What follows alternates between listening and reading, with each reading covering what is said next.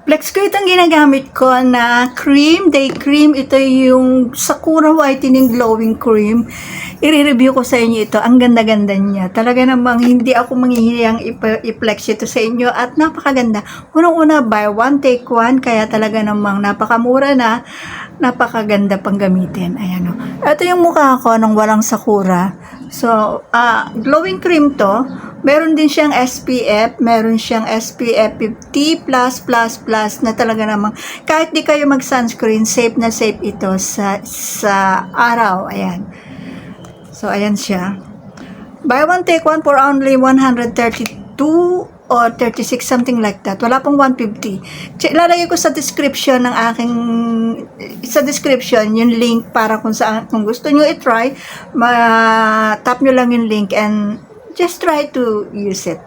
Try to buy and use para makita nyo ang ganda niya. Ayan o. Eto siya. White na white yan. Creamy. Ayan o. Meron siyang pag bumili kayo, may kasamang ganito pang sa ano. Pero ako halos hindi ko siya ginagamit kasi nahihirapan akong gamitin. Ayan siya pag pinahid o. Ganda niya. Maganda siya. Konti lang ano na siya. Nagbe-blend siya agad. Teka, tanggalin natin tong aking Tanggalin natin yung aking eyeglasses para mas makita. Ayan oh. Hindi na kailangan yung maraming patong-patong kasi matipid siyang gamitin. Konti lang na siya agad. Ayan oh.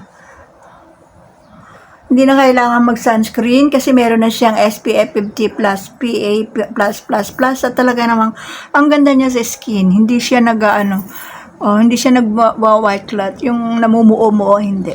Ganda niya, nagbe-blend siya agad. And long lasting siya ha, the whole day okay siya. Hindi siya yung pagdating ng hapon o ng tanghali pa lang, wala na parang nagpe-fade na sa face, hindi.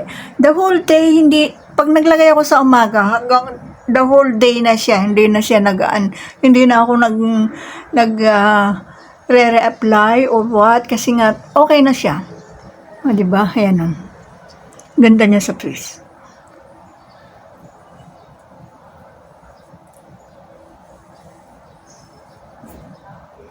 O, ganda niya, diba? So, lagyan din natin para magpantay.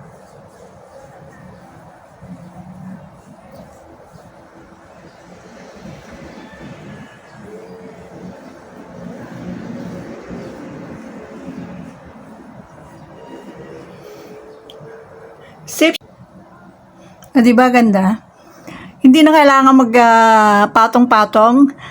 Kahit walang sunscreen, safe siya sa araw. Kasi nga, na siya, meron siyang SPF 50 plus PA+++. Kaya nga, talagang hindi ako natatakot lumabas kahit ito lang ang nakalagay sa mukha ko. Kahit maaraw siya, okay lang kasi safe na safe sa araw. No need to sunscreen. Pero kung hindi pa kayo, pwede naman kayo magpatong ng sunscreen. Sunscreen muna and then ito yung ilagay nyo para medyo siya. Ang ganda niya sa skin. O, tinan nyo. The whole day yan, ganyan na yan. Hindi na ako nagpapatong-patong. Hindi kasi long lasting siya, hindi siya naaalis agad. Try nyo. Lalagay ko yung link sa aking description and malay nyo, mahiyang din kayo. Diba? Ganda niya.